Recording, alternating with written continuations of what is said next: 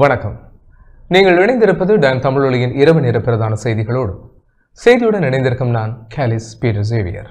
முதலில் தலைப்புச் செய்திகள்.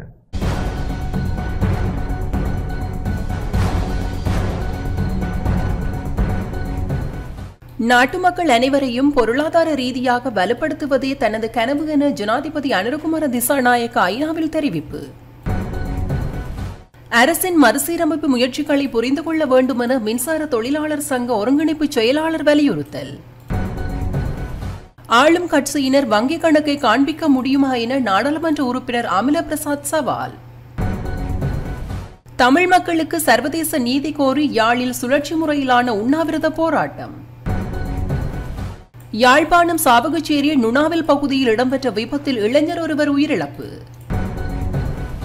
பொய் கூறி ஆட்சிக்கு வந்த அரசாங்கம் இதுதான் என நாடாளுமன்ற உறுப்பினர் நாமல் ராஜபக்ச குற்றச்சாட்டு.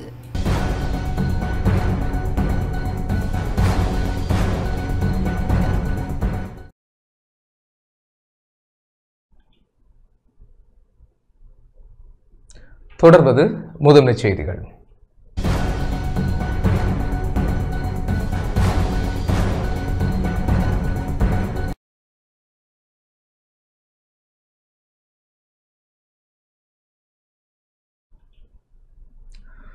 நாட்டு மக்கள் அனைவரையும் பொருளாதார ரீதியாக வலுப்படுத்துவதே தனது கனவு என ஜனாதிபதி அனுரகுமார திசாநாயக்க ஐக்கிய நாடுகள் சபையின் பொதுக்கூட்டத்தில் தெரிவித்தார்.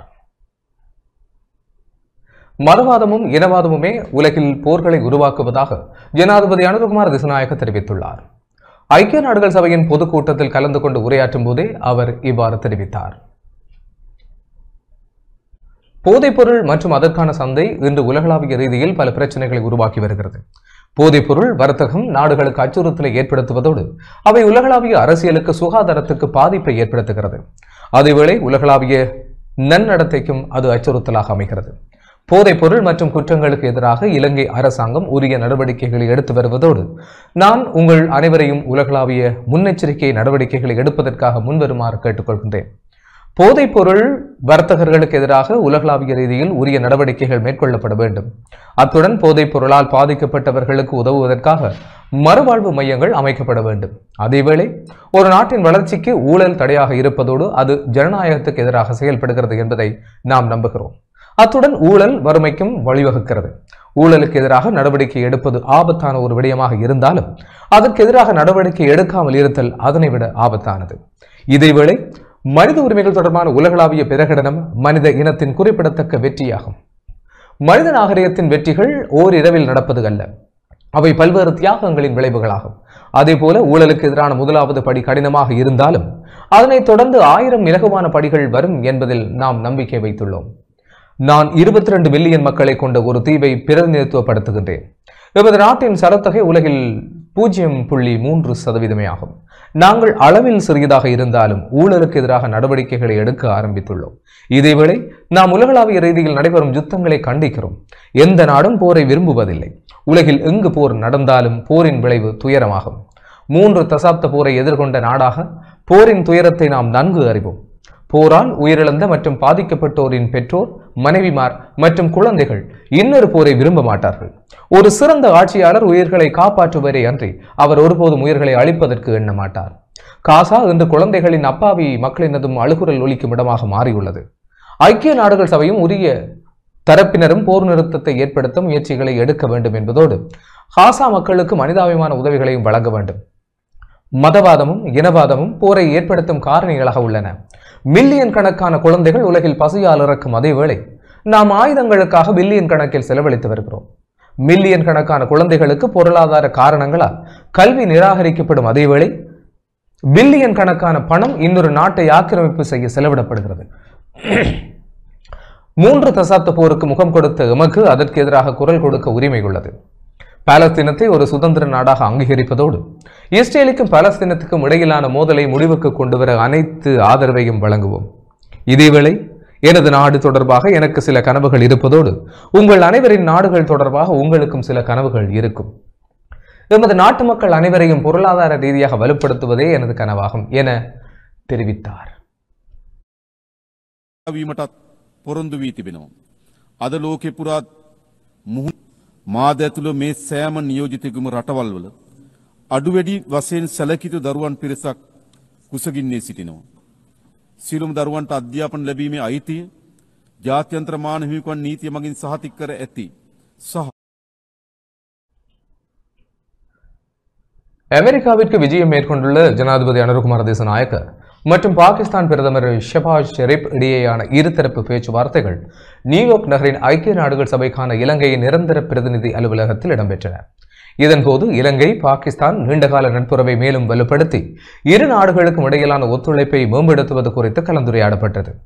வெளிநாட்டு அலுவல்கள், வெளிநாட்டு வேலைவாய்ப்பு மற்றும் சுற்றுலாத்துறை அமைச்சர் விஜித ஹேரத், ஐக்கிய நாடுகள் சபைக்கான இலங்கையின் நிரந்தர பிரதிநிதி, முன்னாள் பிரதம நீதியரசர், ஜனாதிபதி சட்டத்தரணி ஜயந்த ஜெயசூரிய மற்றும் வெளிநாட்டு அலுவல்கள் அமைச்சின் சிரேஷ்ட அதிகாரிகள் பலரும் இந்த சந்திப்பில் கலந்து கொண்டனர்.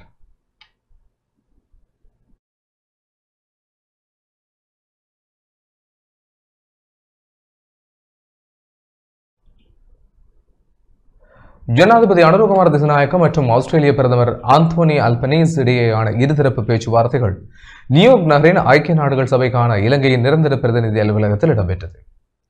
இலங்கை மற்றும் ஆஸ்திரேலியாவிற்கு இடையில் நிலவும் பொருளாதார மற்றும் வர்த்தக ஒத்துழைப்பை மேலும் விரிவுபடுத்தி இரு நாடுகளுக்கும் இடையிலான இருதரப்பு உறவுகளை வலுப்படுத்துவது குறித்து இதன்போது கலந்துரையாடப்பட்டது.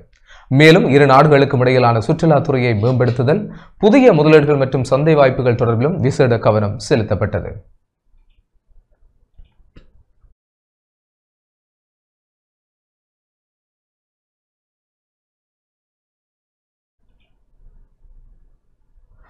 ஜனாதிபதி அனுரகுமார திசாநாயக்க மற்றும் போர்த்துகல் ஜனாதிபதி மார்செலோ ரெபெல்லோ சூசா இடையேயான இருதரப்பு பேச்சுவார்த்தைகள் நியூயார்க் நகரின் ஐக்கிய நாடுகள் சபைக்கான இலங்கையின் நிரந்தர பிரதிநிதி அலுவலகத்தில் இடம்பெற்றது. இரு தலைவர்களுக்கும் இடையிலான சுமூகமான பேச்சுவார்த்தைக்கு பின்னர் இருதரப்பு கலந்துரையாடல்களும் இடம்பெற்றன.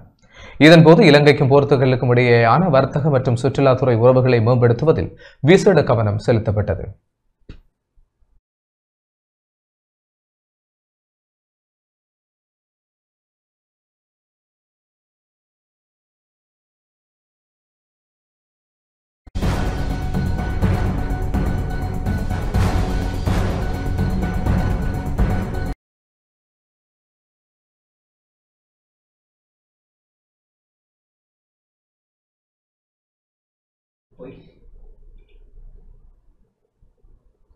அரசின் மறுசீரமைப்பு முயற்சிகளை புரிந்து கொள்ள வேண்டும் என மின்சார தொழிலாளர் சங்கத்தின் ஒருங்கிணைப்பு செயலாளர் அர்ஜுனா தெரிவித்துள்ளார்.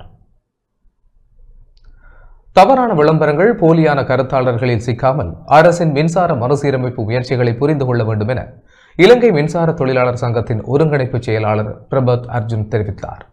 கொழும்பில் இன்று இடம்பெற்ற ஊடகவியலாளர் சந்திப்பின் போதே அவர் இதனை தெரிவித்துள்ளார். லங்கா விதுள மண்டலය තුළ වෘත්තීය සමිති சட்டப்படி வேலை போராட்டம் 20வது நாளாகவும் முன்னெடுக்கப்படுகின்றது. 22,000 பணியாளர்களில் சிறிய குழு ஒன்றால் மட்டுமே இந்த போராட்டம் நடத்தப்படுகிறது. பெரும்பாலான மின்சார சபை ஊழியர்கள் தங்கள் கடமைகளை சிறப்பாக நிறைவேற்றுகிறார்கள். நாட்டின் 72 லட்சம் மின்சார நுகர்வோருக்கும் தொழில்துறைக்கும் இடையூறின்றி மின்சாரம் வழங்கிய அனைத்து ஊழியர்களுக்கும் அரசாங்கம் நன்றி தெரிவித்தது. இந்த போராட்டம் உண்மையில் பணியாளர்களை விட சிறிய அதிகாரிகள் குழுவால் முன்னெடுக்கப்படுகிறது. ஆனால் பாதிப்பு சாதாரண ஊழியர்களுக்கும் அவர்கள் சம்பள நலன்களுக்கும் ஏற்படும். இத்தகைய தொழிற்சங்க நடவடிக்கைகள் மக்களின் நம்பிக்கையை இழக்கச் செய்கின்றன. ஊடகங்களும் இந்த உண்மையை வெளிப்படுத்த வேண்டும். அரசாங்கம் தொழிற்சங்கங்களுடன் உரையாடலுக்கு எப்போதும் தயாராக இருக்கிறது. சில சங்கங்கள் கலந்துரையாடலுக்கு திரும்பாமல் அரசை குற்றம் சாட்டுவது தவறான விடயமாகும். ஊழல், செயல்திறன் குறைபாடு ஆகியவற்றை ஒழிக்க மின்சார சபை முழுமையாக அரசுடைமையான 6 நிறுவனங்களாக மறுசீரமைக்கப்படும் என்று அறிவிக்கப்பட்டுள்ளது. இது தனியார்மயமாக்கல் அல்ல, மாறாக வெளிப்படைத்தன்மை, போட்டித்தன்மை, ஊழியர்களின் நலன்களை அதிகரிக்கும் மறுசீரமைப்பாகும். கடந்த அரசாங்கங்கள் மின்சார சபையை 12 பாகங்களாக பிரித்து வெளிநாட்டு நிறுவனங்களுக்கு விற்க முயன்றதை தற்போதைய அரசாங்கமே தடுத்து நிறுத்தியது. ஊழல் மிகு அதிகாரிகள் மற்றும் தோல்வியுற்ற அரசியல் குழுக்கள் தவறான தகவல்களை பரப்பி ஊழியர்களை தவறாக வழிநடத்த முயல்கின்றனர். அரசு ஏற்கனவே பல கோரிக்கைகளை நிறைவேற்றியுள்ளது. மருத்துவ கொடுப்பனவு போன்ற நிலுவை உரிமைகளுக்கு கூட உத்தரவுகள் பிறப்பிக்கப்பட்டுள்ளன. சட்டப்படி வேலை போராட்டத்தினூடாக மக்களுக்கு எந்த இழப்பும் இல்லை. ஆனால் ஊழியர்களுக்கே வருங்காலத்தில் பாதிப்பு ஏற்படும். தவறான விளம்பரங்கள், போலியான பேச்சுக்கள் ஆகியவற்றில் சிக்காமல் அரசின் மறுசீரமைப்பு முயற்சிகளை புரிந்து கொள்ள வேண்டும். 22,000ක් වූ විදුලි සේවකයකින් ඒ සියලුම විදුලි සේවකයෝ මෙන්න මේ ගැටලුවත් එක්ක මෙන්න මේ වෘත්තීය ක්‍රියාමාර්ගයත් එක්ක සම්බන්ධ නැහැ.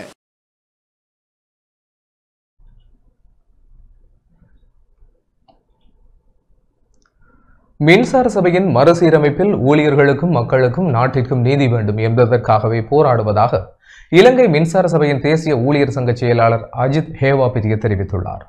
கொழும்பில் இன்று இடம்பெற்ற ஊடகவியலாளர் சந்திப்பின் போதே அவர் இதனை தெரிவித்துள்ளார்.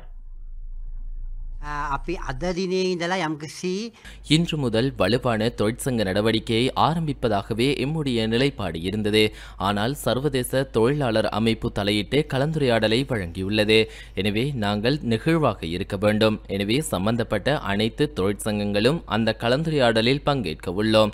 நாம் எவருடைய மிரட்டலுக்கு அஞ்சியும் இந்த தீர்மானத்தை மேற்கொள்ளவில்லை. ஆனால் நாம் கடந்த 4ஆம் தேதி ஆரம்பித்த சட்டப்படி வேலை நிறுத்தம் தொடர்ச்சியாக முன்னெடுக்கப்பட்டு கொண்டுள்ளது.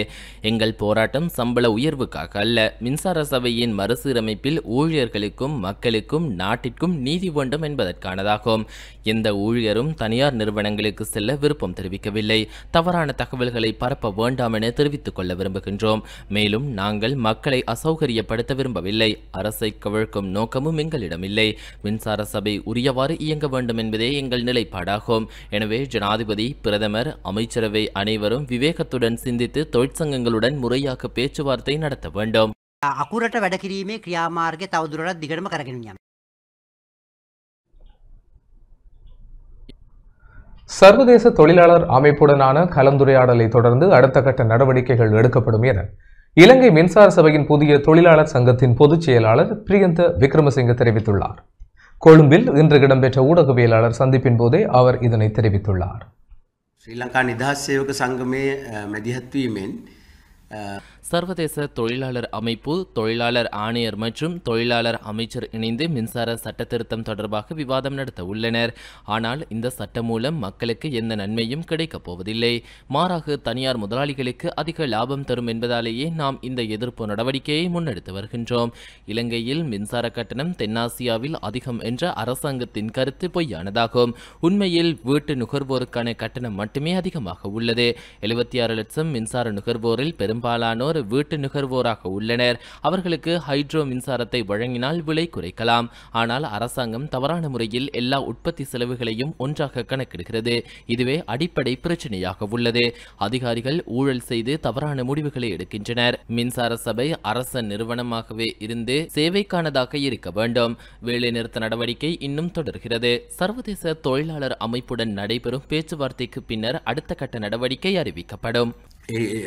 මේ ආර්ථික ඉල්ලීම් සම්බන්ධව ඉදිරිපත් කරපු යෝජනාවලට අපි සම්පූර්ණ සහයෝගය දෙනවා. அரசாங்கம் ஜனநாயகத்தை முடக்கவில்லை என தேசிய தொழிற்சங்க மத்திய நிலைய பிரதானி சந்திம விமல சுரேந்திர தெரிவித்துள்ளார். அரசாங்கம் ஜனநாயகத்தை முடக்கி வருவதாக எதிர்க்கட்சிகள் முன்வைக்கும் குற்றச்சாட்டுகள் ஆதாரமற்றவையாகும். இவ்வாறு தேசிய தொழிற்சங்க மத்திய நிலையத்தின் பிரதானி சந்திம விமல சுரேந்திர தெரிவித்துள்ளார். கொழும்பில் இன்று இடம்பெற்ற ஊடகவியலாளர் சந்திப்பின் போதே அவர் இதனை தெரிவித்துள்ளார்.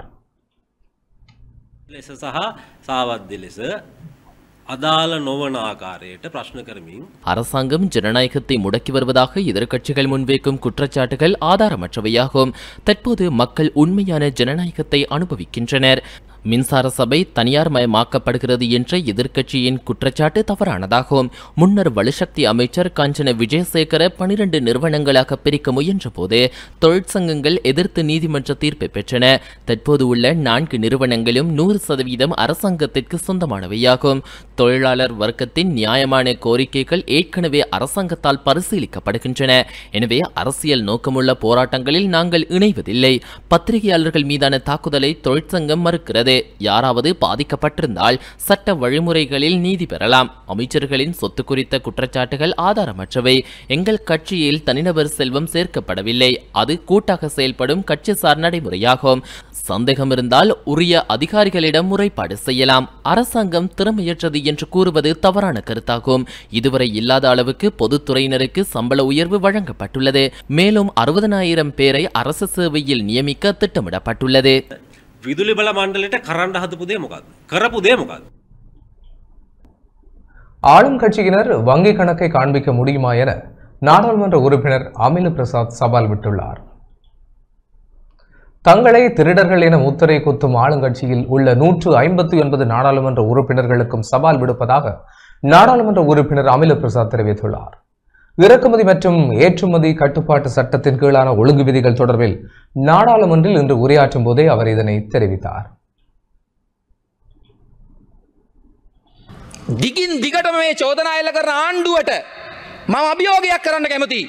ஆளுங்கட்சியில் உள்ள 159 பேரிடமும் நான் சவால் ஒன்றை விடுக்க விரும்புகிறேன். கடந்த வருடம் செப்டம்பர் 21 முதல் இந்த வருடம் செப்டம்பர் 21 வரையான காலப்பகுதியில் உங்களது வங்கி கணக்கிற்கு வைப்பிலிடப்பட்ட பணம், செலவிடப்பட்ட பணம் தொடர்பான கணக்கு அறிக்கையை மக்களுக்கு காண்பிக்குமாறு கோருகிறேன். முடிந்தால் செய்து காட்டுங்கள். சொத்து விபரங்களில் தொழில்நுட்ப பிரச்சனை இருக்கலாம், அது பிரச்சனை இல்லை. ஆனால் வங்கிக்கு வந்த கொடுக்கல் வாங்கல் விடயத்தை மக்களுக்கு காண்பித்து அரசாங்கத்தின் உண்மை முகத்தை மக்களுக்கு காட்டுமாறு 159 பேருக்கும் சவால் விடுக்கின்றேன். නිර්භීත වෙන්න 159 තමන්ගේ බැංක් ස්ටේට්මන්ට් අවුරුද්දක් පුරාවට ලංකාවේ මිනිස්සුන්ට පෙන්වන්න.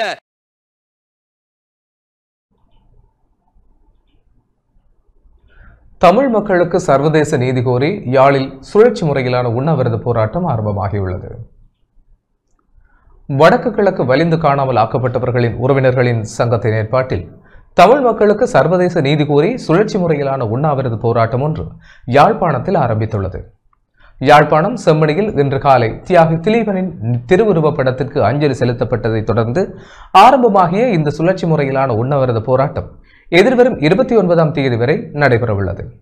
இலங்கையில் நடைபெற்ற உள்நாட்டு யுத்தத்தின் போது நிகழ்த்தப்பட்ட மனித உரிமை மீறல்கள் மற்றும் வலிந்து காணாமல் ஆக்கப்பட்டவர்கள் உள்ளிட்ட விவகாரங்களுக்கு நீதி வேண்டியும் உள்நாட்டு பொறிமுறையை நிராகரித்தும் சர்வதேச விசாரணையை வலியுறுத்தியும் செம்மணி விவகாரத்திற்கு நீதி கோரியும் உண்ணாவிரத போராட்டம் ஆரம்பிக்கப்பட்டுள்ளது.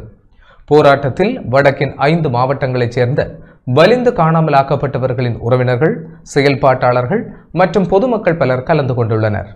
போராட்டத்தில் கலந்து கொண்டவர்கள் இலங்கையில் உள்நாட்டு பொறிமுறையை நிராகரிக்கிறோம், தமிழ் இனவழிப்புக்கு காணாமல் ஆக்கப்படுதல், போர் குற்றங்கள் மற்றும் மனித புதைகுழிகள் குறித்து நாம் சர்வதேச சுயாதீன விசாரணையை மட்டுமே கோருகிறோம் உள்ளிட்ட கோரிக்கைகளை முன்வைத்துள்ளனர்.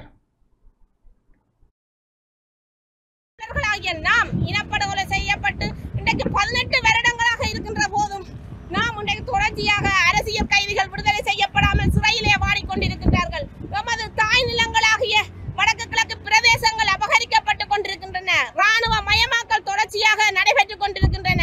புத்த விகாரைகள், சட்டவிரோதமான புத்த விகாரைகள் இங்கு நடைபெற்றுக் கொண்டிருக்கின்றன. எனவே இந்த பௌத்த மயமாக்கலை உடனே நிறுத்தி சுய நிர்ணய உரிமையோடு நாங்கள் இங்கே வாழ்வதற்கு இந்த சர்வதேசத்துக்கு அனுசரணையாக இருக்கின்ற நாடுகள் அனைத்தும் இந்த இனத்துக்கு நடந்தது இனப்படுகொலை என்றதை சொல்லிக்கொண்டு எமக்கான தீர்வை பெற்றுத்தர இந்த ஜெனீவா கூட்டத்தொடரிலே வருகின்ற 8ஆம் தேதிக்குள் முடிவடைவதற்கு முன்பு இந்த தாய்மார் இந்த கண்ணீருக்காவது பதில் சொல்ல வேண்டியவர்களாக நீங்கள் இருக்கின்றீர்கள் என்பதை ஒரு கணம் சிந்தித்து பாருங்கள். இந்த உணவு தடுப்பு போராட்டத்தை 29ஆம் தேதி வரைக்கும் சுழற்சி முறையில் செய்ய இருக்கின்றோம். நாளைய தினம் முல்லைத்தீவு மாவட்டமும், 26ஆம் தேதி முல்லைத்தீவு மாவட்டமும், 27ஆம் தேதி மன்னார் மாவட்டமும், 28ஆம் தேதி யாழ் மாவட்டமும், 29ஆம் தேதி வவுனியா மாவட்டமும் இந்த சுழற்சி முறையான உண்ணாவிரத தவிர்ப்பு போராட்டத்தை மேற்கொள்வதாக இருக்கின்றோம். எங்களுக்கான நீதி கிடைக்கும் வரை நாங்கள் இந்த போராட்டத்தை கொண்டு போவோம். எங்களுக்கு நீதி சர்வதேசத்திடமிருந்தே கிடைக்க வேண்டும் என்று கேட்டுக்கொள்வோம். சொல்லிட்டு போனார், நான் தான் அதை செய்கிறேன் இதை செய்கிறேன்னு. இன்றைக்கு இன்றைய நிலையில உள்ளூர் பொறுமுறை அவர்கள் சொல்லிவிட்டார்கள். எங்களுக்கு உள்ளூர் பொறுமுறையே தேவையில்லை. இவர்கள் எங்க, இந்த பிள்ளைகள் எங்க, இந்த புதகுழியில புதைக்கப்பட்டவர்கள் யாரு, அவர்களுக்கு என்ன என்ன என்ன கூறப்படுகிறீர்கள், அவளுக்கு என்ன நடக்க போகுது, அவர்கள் என்ன மாதிரி அவர்களுக்கு மறுபடி பரிசோதனை செய்து அவர்களை கண்டுபிடிக்க வேண்டும், அவர்களை உறவினர்களை ஒப்படைக்க வேண்டும். நாங்கள் அதைத்தான் நாங்கள் கேட்டுக்கொண்டிருக்கின்றோம். இன்றைக்கு 60வது கூட்டம் அமரங்கம் நடந்து கொண்டிருக்குது. எத்தனையோ நாடுகள் எங்களுக்காக கதைக்கலாம். அந்த பக்கத்து நாடு தாய் பொக்குள் கொடி தாய் உறவுன்னு சொல்லி கொண்டிருக்கிறோம். இந்தியா முதல் கொண்டு ஏன் எங்களை கண் நோக்கி பார்க்க இல்லைன்றது கேள்விதான் எங்களுக்கு. நாங்கள் என்ன தமிழராக பிறந்தது பாவமா? தமிழராக பிறந்ததுக்காகவா எங்களை இவ்வளோ சித்திரவதை நீங்கள் செய்து கொண்டிருக்கிறீர்கள்? ஒரு நாடும் திரும்பி பார்க்காமல் இருக்கிறீங்கள். நாங்கள் என்ன பாவத்தை செய்து கொண்டு இந்த புள்ளிகள் உங்களோட கையில் அம்பிட்டுது. அந்த புள்ளிகளை நினைக்கிற போது எவ்வளவு ஒரு வேதனையாக இருக்குது. நீங்கள் பிடிச்சி கொண்டு போனீங்களா, என்ன பாடுபடுத்திருப்பீங்க. பிள்ளைகளை சும்மாவை வச்சு நீங்கள் கொண்டு போயிருப்பீங்கள், என்ன பாடுபடுத்தி இருப்பீங்க. இன்னைக்கு நம்ம அந்த புதவுளிக்குள்ள எத்தனை உடம்புகள் எலும்பு கூடுதலாக இருக்குது. பார்க்க போனால் அந்த உடம்புகளில் ஒரு தாய் ஒரு பிள்ளைய கட்டி பிடிச்சோன்னு அந்த அந்த நீங்கள் என்ன கொண்டு போட்டா தாட்டிருப்பீங்க இல்லையே, உயிரோட தானே தாட்டிருப்பீங்க. அதுகள் எவ்வளவு மூச்சடங்கி எவ்வளவு அனுபவப்பட்ட அந்த பிள்ளைகள் அந்த உறவுகள் செத்துருக்குங்க. அப்போ நீங்கள் அந்த கல்லுகளை நீங்கள் என்ன இலங்கை இராணுவமாக கொண்டு வந்து கல்லுகளை உருவாக்கி கொண்டு வந்து வச்சிருக்கிறீங்கள். ரோட்டு வழியாக இளநீ வித்தவனையும் ரோட்டு வழியாக அப்புள் வித்தவனையும் கொண்டு வந்து இராணுவமாக்கினா அவன் என்ன செய்வான்? அவனுக்கு இப்படியான நிலைமையில தான் கொண்டு வந்து இன்றைக்கு எந்தெந்த இடத்துல தோன்ற இடமெல்லாம் பயமா இருக்குது. எங்களை பிள்ளைகளை மற்ற புதவுளிகளுக்குள்ள இருந்து வழியால் வந்துருங்களோ என்று சொல்லி ஒவ்வொரு பெற்றோரும் ஒவ்வொரு மனைவிமாரும் ஒவ்வொரு உறவுகளும் இன்றைக்கு நாங்கள் போராடி கொண்டு எத்தனை நாள் நாங்கள் படுத்துக்கிட்டு திருவொன்றிருப்பது தெரியுமா உங்களுக்கு? எத்தனை நாள் நாங்கள் சாப்பிட்டு தெரியுமா? அப்படியான நிலவரத்தில் நாங்கள் 24 வயசு இங்கே கொண்டு போய்க்கல என்னென்ன கனவுகளோட இருந்திருப்பான், என்னென்ன நினைவுகளோட இருந்திருப்பான். அவன் சூக்கேஸை துறந்து பார்த்தா தெரியும் என்னென்ன சாமானம் வேண்டி வச்சிருக்கிறான்னு சொல்லி. அப்படி அதுலேயே நாங்கள் நினைச்சு கொண்டு இன்னைக்கு குளிர்ச்சிகளோடையும் தண்ணி போத்தலோடையும் ரோட்டு வழியை தெரிஞ்சு கொண்டு இருக்கிறோம். ஏன் இந்த சர்வதேச நாடுகளுக்காக பார்க்குது இல்லை? ஏன் இந்த இன்றைக்கு 60வது கூட்டத்தொடர்பில் அயல் நாடுகள் எல்லாம் எங்களுக்காக ஒரு நீதியை பெற்று தரணும் மட்டும் தான் இதில் இன்றைக்கு நாங்கள் 5 மாவட்டமும் சேர்ந்து நின்று நாங்கள் போராடி கொண்டு நிற்கிறோம். எங்களுக்கு ஒரு தீர்ப்பொன்று கிடைக்கும் வரையும் எத்தனை அம்மாக்கள் செத்து போயிட்டு நாங்களும் செத்து கொண்டு போயிக்கல. எங்களோட சாட்சியாலும் மறையப்பட்டு கொண்டு போகுது. அதையா நீங்கள் எல்லாரும் விரும்புகிறீங்கள்? அதை விரும்புகிறீங்களா? அப்படியே ஒருமிக்க நீங்கள் எங்களுக்கு சொல்லுங்களேன். நீங்கள் எல்லாரும் செத்து போங்க, உங்களோட சாட்சியால் மறையப்படும், நாங்கள் நிம்மதியாக இருப்போம்னு சொல்லி. ஏன் எங்களை போட்டு இந்த வதைக்கிறீங்கள்? உங்களை நம்பிக்கொண்டு தானே சர்வதேசம் வேணும் அயல் நாடுகள் வேணும்னு நாங்கள் கேட்டுக்கொண்டு நிற்கிறோம். அரசாங்கத்தில் உங்களோட மக்கள் உங்களோட எம்பிக்கள் இருக்கிறாங்களே, நீங்கள் தானே வாக்களித்திருக்கின்றீர்கள். அந்த மிகப்பெரிய தவறை விட்டதால் அவர்களுடைய கால அவகாசம் கொடுக்க போகின்றோம் என்று சொல்கின்றார்கள். நாங்கள் மிக தெளிவாக சொல்லுகின்றோம், இலங்கை அரசாங்கம் தான் சுட்டது, இலங்கை இராணுவம் தான் சுட்டது, எங்களோட பிள்ளைகளை கொண்டு போனது கொன்றது. நாங்கள் ஆணித்தரமாக சொல்கின்றோம். செம்மணி புதைகுழி தொடர்பாக அகழ்வுகள் மிக தாமதமான ஒரு செயற்பாடு மந்தகதியாக அண்மை காலத்தில் ஏற்பட்டு கொண்டிருக்கின்றது. அதைவிட அகழ்வு பணியில் ஈடுபட்டு கொண்டிருக்கின்ற எண்ணிக்கையாளர்களும் மிகவும் குறைக்கப்பட்டிருக்கிறார்கள். எனவே இங்கே சந்தேகம் ஒன்று ஏற்பட்டிருக்கின்றது. இந்த அகழ்வும் ஏனைய புதைகுழிகள் போல் மூடி மறைக்கப்படக்கூடிய ஒரு சந்தர்ப்பம் இந்த இதுக்கும் ஏற்பட்டிருக்கின்ற ஒரு நிலைமை ஒன்று ஏற்பட்டிருக்கின்றது. அதே நேரத்தில் எதிர்வரும் காலங்களில் மழைகள் பெய்ய இருக்கின்றது. அதற்கு முன்னர் இந்த அகழ்வு பணியினை நிறைவுக்கு கொண்டு வர வேண்டும். அதே நேரத்தில் சர்வதேச பொறிமுறைகளுக்கு ஊடாக இந்த அகழ்வுகள் இடம்பெறுகிறதா என்பதனை கண்காணிக்கப்பட வேண்டும். திலீபனின் 38வது நினைவு தினத்தை முன்னிட்டு இன்று வவுனியாவில் அடையாள உண்ணாவிரத போராட்டம் முன்னெடுக்கப்பட்டது. தமிழ் தேசிய மக்கள் முன்னணியின் ஏற்பாட்டில் வவுனியா மாநகர சபை முன்றலில் அமைந்துள்ள பொங்கு தமிழ் நினைவு தூவியில் அமைக்கப்பட்ட தியாக தீபம் திலீபனின் நினைவு திடலில் உண்ணாவிரத போராட்டம் இடம்பெற்றது. 5 அம்ச கோரிக்கைகளை முன்வைத்து தியாக தீபம் திலீபன் உண்ணாவிரத நோன்பை இருந்த உயிர்நீத்த 38 ஆண்டுகள் கடந்த நிலையில் திலீபனின் திருவுருவப் படத்திற்கு மலர் தூவி தீபம் ஏற்றி அஞ்சலி செலுத்தப்பட்டதுடன் அடையாள உண்ணாவிரத போராட்டமும் மேற்கொள்ளப்பட்டது. இதில் நாடாளுமன்ற உறுப்பினர் கஜேந்திரகுமார் பொன்னம்பலம், முன்னாள் நாடாளுமன்ற உறுப்பினர் சேனா கஜேந்திரன், வவுனியா மாநகர சபை முதல்வர் சூனா காண்டீபன் மற்றும் காணாமல் ஆக்கப்பட்டோரின் உறவுகள், உள்ளூராட்சி மன்ற உறுப்பினர்கள், தமிழ் தேசிய மக்கள் முன்னணியினர், பொதுமக்கள் என பலர் பங்கேற்றனர்.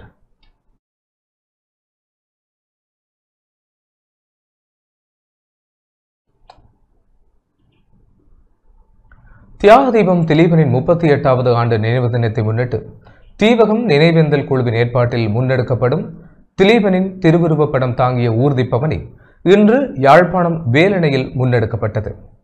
திலீபனின் உருவப்படத்திற்கு பொதுச்சுடர் ஏற்றப்பட்டு மலர் மாலை அணிவிக்கப்பட்டு மலரஞ்சலி செலுத்தப்பட்டது. ஊர்திப்பவனி வேலணை மண்கும்பான் பகுதிகளில் மக்கள் அஞ்சலிக்காக தரித்து நின்றது. இதில் தீவகம் நினைவேந்தல் குழு ஏற்பாட்டாளர்கள், வேலணை பிரதேச சபை உறுப்பினர்கள், வேலணை பிரதேச மக்கள் என பலரும் பங்கேற்று அஞ்சலி செலுத்தினர்.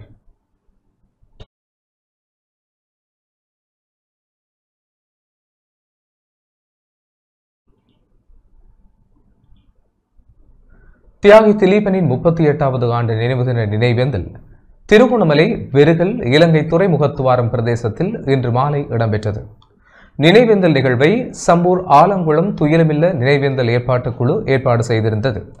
பொதுச்சுடர் ஏற்றப்பட்டு திலீபனின் திருவுருவப் படத்திற்கு மலர் தூவி 1 நிமிட நினைவஞ்சலியும் செலுத்தப்பட்டது.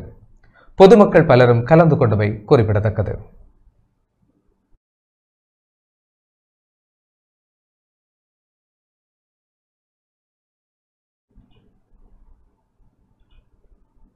யாழ்ப்பாணம் சாவகச்சேரி நுணாவில் பகுதியில் இடம்பெற்ற விபத்தில் இளைஞர் ஒருவர் உயிரிழந்துள்ளார். யாழ்ப்பாணம் சாவகச்சேரி நுணாவில் கிழக்கு பகுதியில் ஏனையின் வீதியில் இடம்பெற்ற வாகன விபத்தில் இளைஞர் ஒருவர் உயிரிழந்துள்ள நிலையில் பெண் ஒருவர் படுகாயமடைந்துள்ளார். இன்று நண்பகல் 12 மணியளவில் இந்த விபத்து இடம்பெற்றுள்ளது.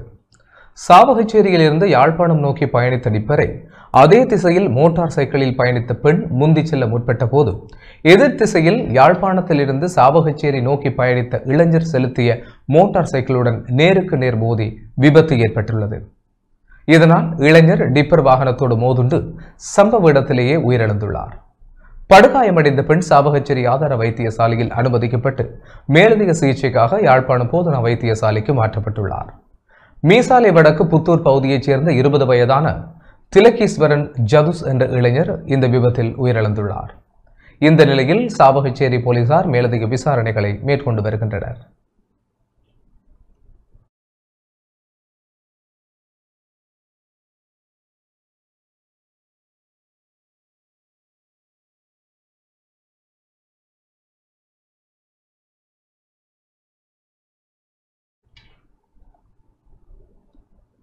குருநாகல் மேல்சிரிபுர பகுதியில் நேற்று இரவு இடம்பெற்ற கேபிள் கார் விபத்தில் 7 பௌத்த பிக்குகள் உயிரிழந்துள்ளனர். உயிரிழந்தவர்களில் 2 வெளிநாட்டு பிக்குகளும் அடங்குவதாக தெரிவிக்கப்படுகிறது. விபத்துக்குள்ளான கேபிள் காரில் 13 பிக்குகள் பயணித்ததாக போலீசார் தெரிவித்துள்ளனர். உயிரிழந்தவர்களின் உடல்கள் கோகரெல்ல மாவட்ட வைத்தியசாலையிலும் குருநாகல் போதனா வைத்தியசாலையிலும் வைக்கப்பட்டுள்ளன. வெளிநாட்டு பிக்குகளின் உடல்கள் கோகரெல்லையில் வைக்கப்பட்டுள்ளதுடன் மற்றவர்களின் உடல்கள் குருநாகலில் வைக்கப்பட்டுள்ளன. மேலும் பலர் படுகாயமடைந்து குருநாகல் போதனா வைத்தியசாலையில் சிகிச்சை பெற்று வருகின்றனர்.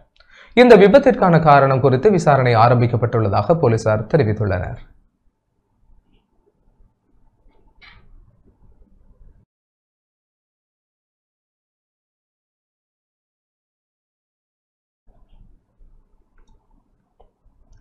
குருநாகல் அனுராதபுரம் பிரதான வீதியின் தலவா மேரிகம பகுதியில் இன்று அதிகாலை இடம்பெற்ற விபத்தில் 4 உயிரிழந்துள்ளனர். லொரி மற்றும் வேன் நேருக்கு நேர் மோதி இடம்பெற்ற விபத்தில் 4 உயிரிழந்துள்ளதுடன் 3 பேர் படுகாயமடைந்துள்ளதாக போலீசார் தெரிவித்துள்ளனர். விபத்தில் காயமடைந்தவர்கள் அனுராதபுரம் வைத்தியசாலையில் அனுமதிக்கப்பட்டுள்ளனர். விபத்து தொடர்பான மேலதிக விசாரணைகளை தலாவ போலீசார் மேற்கொண்டு வருகின்றனர்.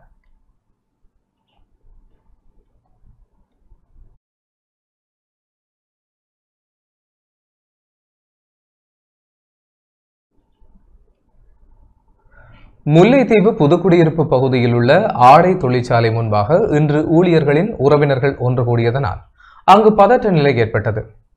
குருநாகல் அனுராதபுரம் பிரதான வீதியில் தலாவ போலீஸ் பிரிவுக்குட்பட்ட பகுதியில் ஆடை தொழிற்சாலை வேன் ஒன்றும் லொரி ஒன்றும் நேருக்கு நேர் மோதி விபத்துக்குள்ளானதை தொடர்ந்து அங்கு உறவினர்கள் ஒன்று கூடியிருந்தனர். இதனால் பதற்ற நிலை ஏற்பட்டது.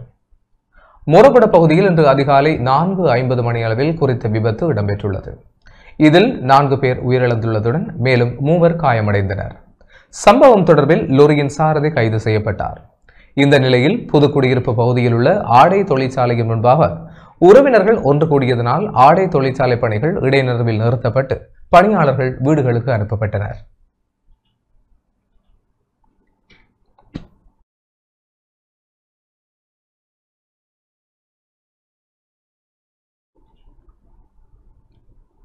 ஹட்டன் மஸ்கலிய பிரதான வீதியில் நோர்வுட் பகுதியில் பாடசாலை பேருந்தும் மோட்டார் சைக்கிளும் மோதி விபத்துக்குள்ளானதில் மோட்டார் சைக்கிள் செலுத்தி வந்த நபர் காயமடைந்துள்ளதாக நோர்வுட் போலீசார் தெரிவித்தனர். இன்று காலை 7:30 மணி அளவில் நோர்வுட் போலீஸ் பிரிவுக்குட்பட்ட நோர்வுட் கல்வல பகுதியில் இடம்பெற்றுள்ளது. மஸ்கலியாவில் இருந்து ஹட்டன் நோக்கி சென்ற பாடசாலை பேருந்தும் ஹட்டனில் இருந்து நோர்வுட் நோக்கி சென்ற மோட்டார் சைக்கிளும் மோதிக்கொண்டதில் இந்த விபத்து இடம்பெற்றுள்ளது. கனமழை மற்றும் வீதி வெளுக்கும் நிலைமையினாலேயே இவ்விபத்து இடம்பெற்றுள்ளதாகவும் சிறு காயங்களுடன் டிகோயா மாவட்ட வைத்தியசாலையில் அனுமதிக்கப்பட்டுள்ளதாகவும் போலீசார் தெரிவித்துள்ளனர். விபத்து தொடர்பாக மேலதிக விசாரணைகளை நோர்வுட் போலீசார் மேற்கொண்டு வருகின்றனர்.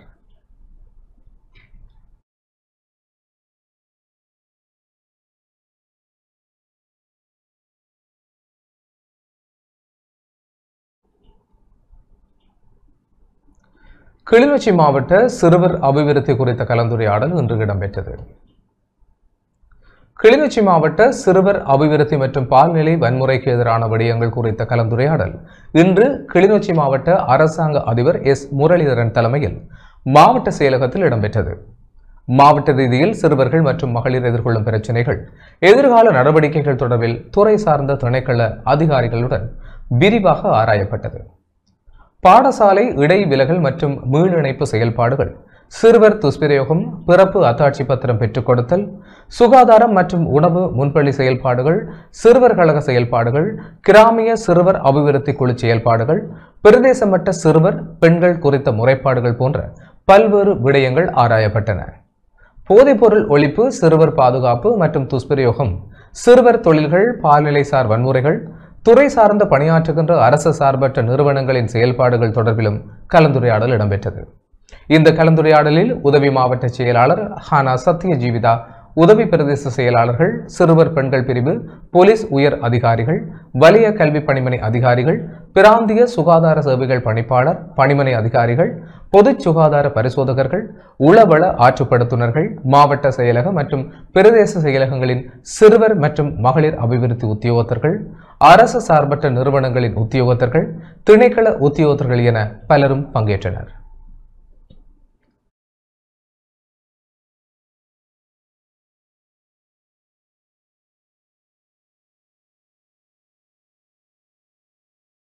நகரசபையின் இன்றைய அமர்வில் 3 உறுப்பினர்கள் வெளிநடப்பு செய்தனர். மன்னார் நகரசபையின் 4வது அமர்வு இன்று காலை 10 மணியளவில் நகரசபை சபா மண்டபத்தில் சபை முதல்வர் டேனியல் வசந்தன் தலைமையில் இடம்பெற்ற வேளை 3 உறுப்பினர்கள் வெளிநடப்பு செய்தனர்.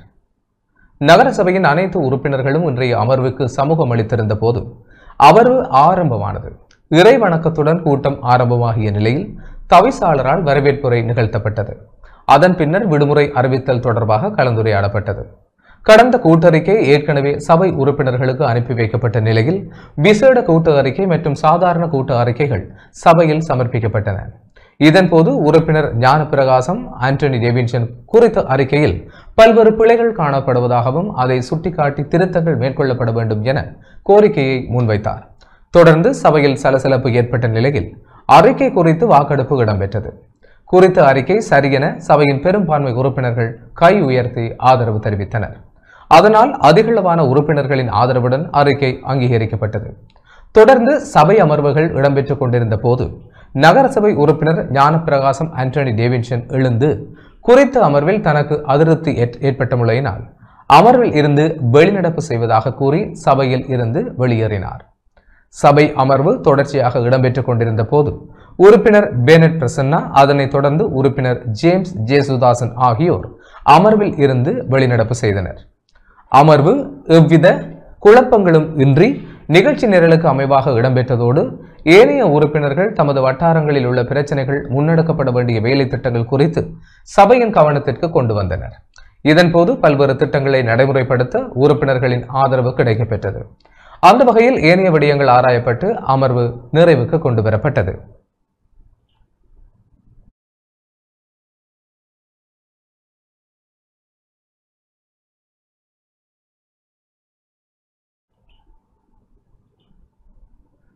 முல்லைத்தீவு துணுக்காய் பிரதேச சபையின் 3வது அமர்வு தவிசாளர் செந்தூரன் தலைமையில் இன்று இடம்பெற்றது. முல்லைத்தீவு துணுக்காய் பிரதேச செயலக பிரிவுக்குட்பட்ட பகுதியில் உள்ள ஆலங்குளம் மாவீரர் துயிலுமில்ல காணியை இராணுவத்திடமிருந்து விடுவித்து குறித்த பகுதியை புனித பகுதியாக அறிவிக்கும் தீர்மானம் துணுக்காய் பிரதேச சபை அமர்வில் நிறைவேற்றப்பட்டுள்ளது. இன்று துணுக்காய் பிரதேச சபையின் 3வது அமர்வு தவிசாளர் கனகரத்தினம் செந்தூரன் தலைமையில் சபை மண்டபத்தில் இது இடம்பெற்றது. உறுப்பினர் சுயன்சன் ஆலங்குளம் மாவீரர் துயிலுமில்ல காணியை இராணுவத்திடமிருந்து விடுவித்து குறித்த பகுதியை புனித பகுதியாக அறிவிக்குமாறு பிரேரணை கொண்டு வந்தார். குறித்த துயிலுமில்ல வளாகம் அமைந்துள்ள காணியில் மக்களின் காணிகளும் உள்ளடங்குவதாகவும் குறித்த மக்கள் இது தொடர்பில் 2017ஆம் ஆண்டு ஆளுநரிடம் சென்று தமக்கான மாற்று காணியை கோரியிருந்ததாகவும் இது குறித்து பிரதேச ஒருங்கிணைப்பு குழு கூட்டங்களிலும் பேசப்பட்டதாகவும் தெரிவித்த உறுப்பினர் செல்வநாயகம் ரஜீவன் குறித்த மக்களுக்கான மாற்று காணிகளை வழங்குமாறு தெரிவித்தார். துயிலுமில்ல காணி தொடர்பில் ஒரு முரண்பாடான நிலை தோன்றியதை அவதானித்த தவிசாளர் விடயத்தை வாக்கெடுப்புக்கு விடுவதாக தெரிவித்தார். இதன்போது குறுக்கிட்ட பிரதேச சபை உறுப்பினர் சிவகுமார் சிந்துஜன் குறித்த துயிலுமில்ல காணியில் பின்பக்கமாக உள்ள சில பகுதிகள் தான் மக்களுடையது எனவும் முதலில் தொடர்புடைய திணைக்களங்களுடன் கலந்தாலோசித்துவிட்டு மாற்று காணிகளை அப்பகுதி மக்களுக்கு வழங்க நடவடிக்கை எடுக்கலாம் எனவும் குறிப்பிட்டார். இது தொடர்பில் கருத்து உரைத்த தவிசாளர் செந்தூரன் துயிலுமில்லம் அமைந்துள்ள இடம் புனித பிரதேசமாக மாற்றப்பட வேண்டும் என்பதில் எங்களுக்கு உடன்பாடு இருக்கிறது எனவும் போரிலே இறந்தவர்களை மதிக்கின்ற பண்பாடு எங்களுடையது எனவும் புனித பிரதேசமாக அறிவிக்கப்படல் என்ற ஏற்பாடு உரிய நடைமுறைகளுடன் நடைமுறைப்படுத்தப்படும் எனவும் தெரிவித்தார். அதிலே மக்களின் காணிகள் இறுக்கமாக உறுதிப்படுத்தப்பட்டால் அவை சம்பந்தப்பட்ட திணைக்களங்களூடாக ஆராயப்பட்டு சம்பந்தப்பட்டவர்களுடன் கலந்துரையாடி அதற்கான நடவடிக்கைகளை மேற்கொள்ளலாம் எனவும் தவிசாளர் தெரிவித்தார். அதனை அடுத்து பிரேரணை சபையில் ஏகமனதாக தீர்மானமாக நிறைவேற்றப்பட்டது. ஆலங்குளம் மாவீரர் துயிலுமில்லம் அமைந்திருக்கின்ற இடம் ஒரு புனித பிரதேசமாக மாற்றப்பட வேண்டும் என்பதில் எங்களுக்கு உடன்பாடு இருக்கின்றது. உண்மையிலேயே ஒரு போரிலே அதாவது போரிலே இறந்தவர்களை மதிக்கின்ற ஒரு ஏற்பாடுகள் எல்லா அதாவது உலக சமவாயங்களில் கூட இருக்கின்றது. அந்த அடிப்படையிலே நிச்சயமாக அவை புனித பிரதேசமாக மாற்றப்படுவது என்பது மாற்று கருத்துக்கு இடம் இல்லை. ஆனால் அதற்குரிய செயற்பாடுகள் நிச்சயமாக உரிய ஏற்பாடுகளின்படி மேற்கொள்ளப்படும். அதிலே பொதுமக்களினுடைய காணிகள் இருக்கின்ற பட்சத்தில் அவை சம்பந்தப்பட்ட திணைக்களங்களின் ஊடாக ஆராயப்பட்டு ஒருவேளை மாற்று காணிகள் வழங்கப்படுமாக இருந்தால் அவையும் ஆராயப்பட்டு உண்மையிலேயே அது ஒரு மிகவும் பெரிய பிரதேசம். அந்த ஆலங்குளம் துயிலுமில்லம் என்பது மிகவும் பெரிய பிரதேசம்.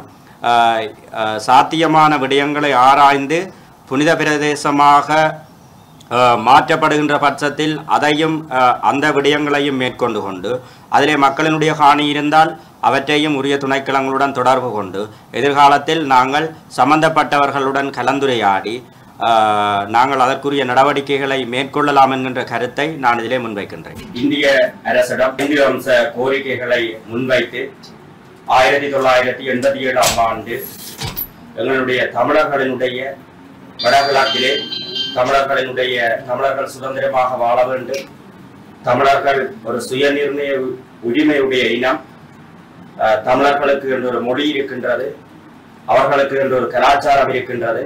இந்த பூமியிலே தமிழர்கள் ஒரு சுயநிர்ணய உரிமையுடன் சுதந்திரமாகவும் நிம்மதியாகவும் வாழ வேண்டும் என்பதற்காக ஒரு மருத்துவ பீட மாணவனாக இருந்து கொண்டு தியாகி திலீபன் அவர்கள் 12 நாட்கள் இந்திய அரசிடமும் இலங்கை அரசிடமும் அகிம்சை ரீதியாக கோரிக்கைகளை முன்வைத்து 12 தினங்கள் உண்ணாநிலையிலே இருந்து அவர் தன்னை ஆகுதியாக்கி கொண்டார். இதுடன் டான் தமிழொலியின் இரவு நேர பிரதான செய்திகள் நிறைவடைகின்றன. தொடர்ந்தும் செய்திகளோடு இணைந்து கொள்ள டான் நியூஸ் தொலைக்காட்சியோடு இணைந்திருங்கள். வணக்கம்.